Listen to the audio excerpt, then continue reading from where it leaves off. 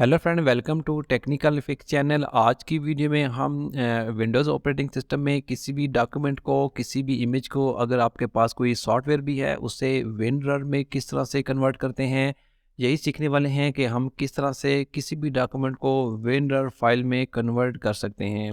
जैसे कि मेरे पास कुछ डॉक्यूमेंट है और कुछ इमेजेस हैं, मैं इन्हें विनरर फाइल में कन्वर्ट करूँगा। आप यहाँ से सिंगल भी कर सकते हैं, और अगर आप यहाँ से ज़्यादा डॉक्यूमेंट्स को करना चाहते हैं तो सबको और ऊपर आपने राइट क्लिक करना है। इसके बाद आपके पास विनर इंस्टॉल होना चाहिए। उसके बाद आप ऐड टू आर्चिव पर क्लिक करेंगे। इसके बाद आपके सामने एक नई विंडो आ जाएगी। आप यहाँ से जो भी फाइल है उसका नाम चेंज कर सकते हैं। जैसे कि मैं यहाँ पर जो ये डॉक्यूमेंट है उनका नाम चेंज कर देता हूँ। नाम चेंज करने के बाद यहाँ पर आप नीचे देख सकते हैं कि आपको प्रोफाइल का बटन दिया गया है, लेकिन आपने इस प्रोफाइल को नहीं छेड़ना, जैसी है वैसे ही रहने दें।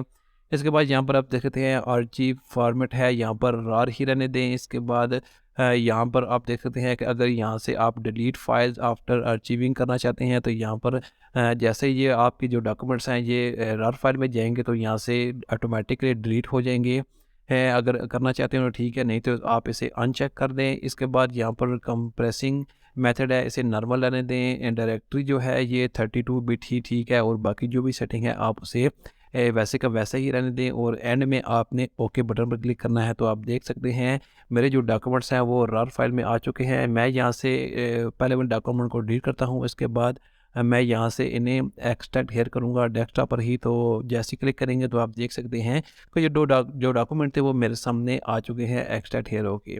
जैसे कि मैं इमेजेस को भी करके चेक करवाता हूँ। ऐड टू आर्चिव करना है। इसके बाद आपने यहाँ से उनका जो नाम है वो चेंज करना है। नाम चेंज करने के बाद अगर आप यहाँ से फॉर्मेट सेलेक्ट करें, फॉर्मेट सेलेक्ट करने के बाद यहाँ से आप मैं इनको फ़िलहाल डिलीट फाइल आफ्टर अचीविंग करता हूँ। उसके बाद ओके करता हूँ। आप देख सकते हैं जो इमेजेस थी वो डिलीट हो चुकी हैं। आप यहाँ से जब इन्हें एक्सट्रैक्ट हेयर करेंगे तो वही फाइल जो है वो आपके सामने आ जाएंगी। तो आप इस तरह से किसी भी फाइल को, चाहे वो इमेज है, चाहे वीडियो है, चाहे वो सॉफ्टवेयर है, तो आप उसे रर फाइल में बहुत आसान तरीके से कन्वर्ट कर सकते हैं। Thanks for watching this video.